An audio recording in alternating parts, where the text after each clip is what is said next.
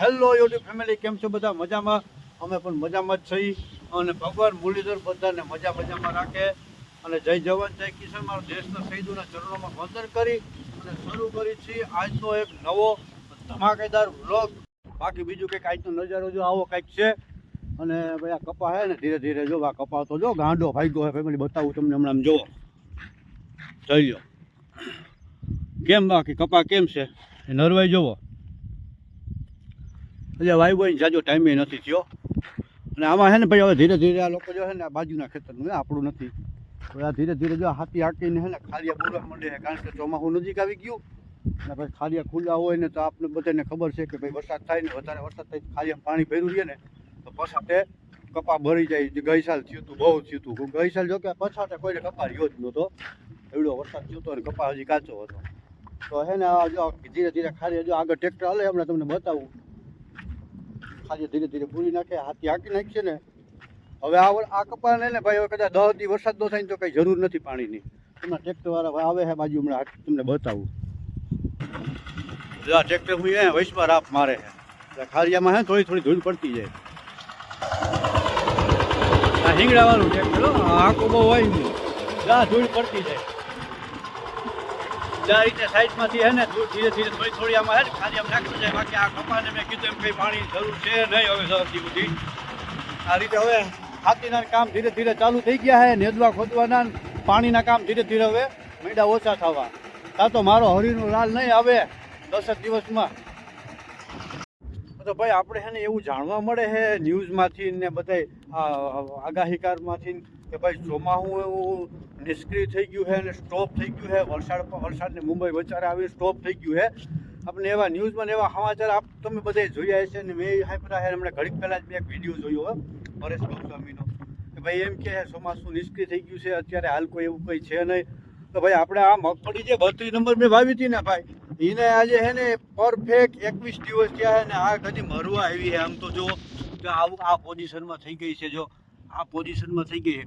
આને અત્યારે છે ને ભાઈ પિયતની ફૂલ જરૂર છે. આ મગફળીને પિયતની ફૂલ જરૂર છે.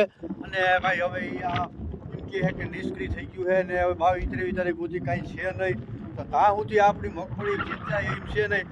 અને તો પછી હવે મેં એક નિર્ણય લીધો હે મારા રામ ઉપર ભરોસો રાખીને કે જે થાય એ બરોબર, નકર આમે વહી જાય એમ હતી. તો આપણે છે ને ફાઇનલી એને પાણી ચાલુ કરી દીધું છે. આ નાકોમાં પાણી જાય છે, હમણાં નાકો ભરાવા આવ્યું છે, પછી આપણે આમાં પાણી ચડાવી દેવું. હવે વાંચીનથી આ ભાગ એટલો પી ગયો છે. અને અહીંથી જોવા સુધી મેં આગળ જે 3 ક્યારા પાઈ દીધા હતા, આ એટલું છે. તો આપણે છે ને ભાઈ આ મારા ખ્યાલથી લગભગ કાલે 4 વાગે 3:30 થાય ને ત્યાં પી જાય જે થાય માર. બાકી આની આમ જો આની હાલત તો જોવો ફેમિલી, આ જોવાતું નથી. બેચારા આમ એકદમ ગરમાઈ ગઈ છે, નીમભરી થઈ ગઈ છે, નીમળી પડી ગઈ છે અને બપોર વધારે તો આને આમ જોવાતું નથી એવું થઈ ગયું. આપણી એક ભૂલ થઈ ગઈ છે, થોડીક વહેલી હોવાઈ દીધી, 10 દિવસ સુધી વહેલી વાવી છે. બાકી જો આ 2 ક્યારા મેં 3 ક્યારા મેં પાઈ દીધા હતા અને હું પાછા પાવા નથી. આ 2 ક્યારામાં જે આપણે 22 નંબર માંડવી વાવી હતી ખાવા માટે, બરોબર એ છે. બાકી આ બધું છે ને જો આનો ઉગાવો સ્ટોપ છે, આપણે શ્વેતા સુપર છે. આને કાંઈ પણ પાણીની જરૂર નથી. એમાં નરવાઈ એજામાં કંઈ ખટે નહીં, નરવાઈ એમ છે. બાકી આજ નજારો જો આવો કંઈક છે. અને બીજું આ કે ભાઈ આપણે મેં હમણાં વિડીયો જોયો ને પરેશ ગોસ્વામીનો, તો પરેશ ગોસ્વામીનું એવું કેવું છે કે ભાઈ ચોમાસું નિષ્ક્રિય થઈ ગયું એ ફાઇનલ છે. પણ એમાં એવું કહે છે કે ભાઈ 22 તારીખેથી પાછું સક્રિય થવાના ફૂલ ચાન્સ છે.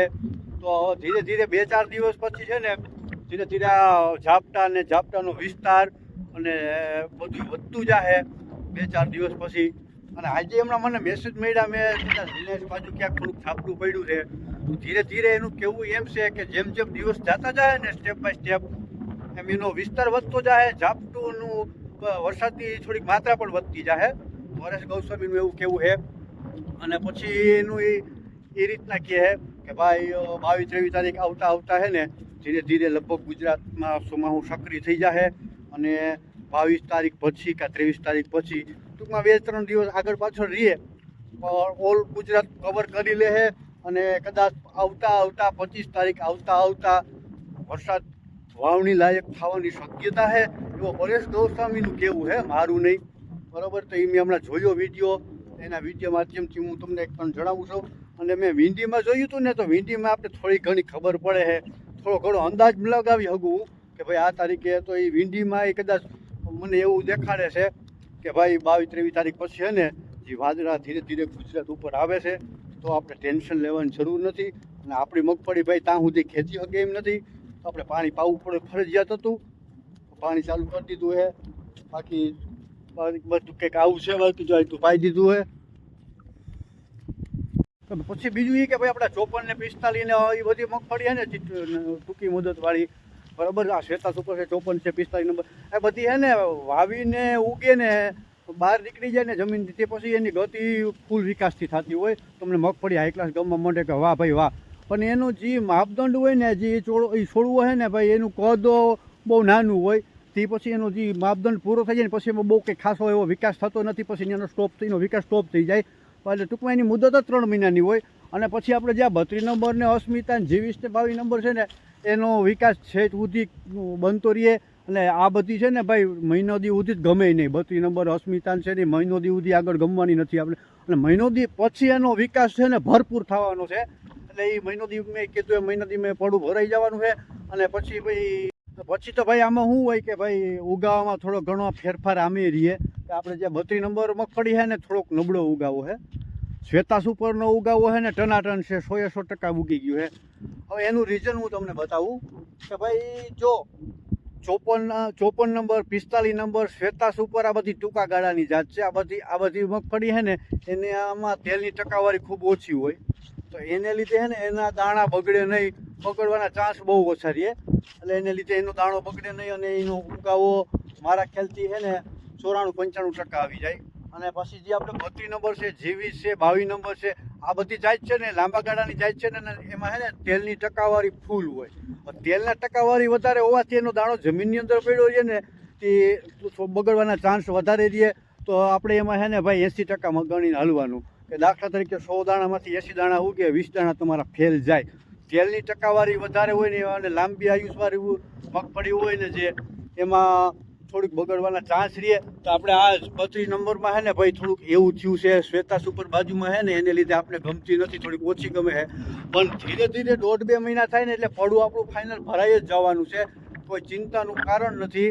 અને અત્યારે ભાઈ આ મગફળી છે ને 32 નંબર અને 32 નંબર ને અસ્મિતા અને એ બધી છે ને એ આગળ 1.5 મહિના સુધી બહુ હાલે નહીં, માપે હાલે. એટલે આપણે ગમે નહીં. 1.5 મહિના પછી આ પડું આપણે પરફેક્ટ ભરાઈ જવાનું છે. અને શ્વેતા સુપરની અત્યારે પછી ટૂંકમાં એનો જે હોય ને છોડવાનું માપદંડ, ત્યાંથી પછી બહુ આગળ હાલે નહીં. અને આ 32 નંબરની છે સુધી હાઈલા રાખે આવું. તો ભાઈ હવે આપણે આજના વ્લોગને અહીંયા આરામ દેશું. ફરી પાછા મળશું કાલે સાંજના 6 વાગે અને નવા ધમાકેદાર વ્લોગ સાથે. ત્યાં સુધી સૌને જય મુરલીધર, રામ રામ ને સીતારામ, જય માં મોગલ.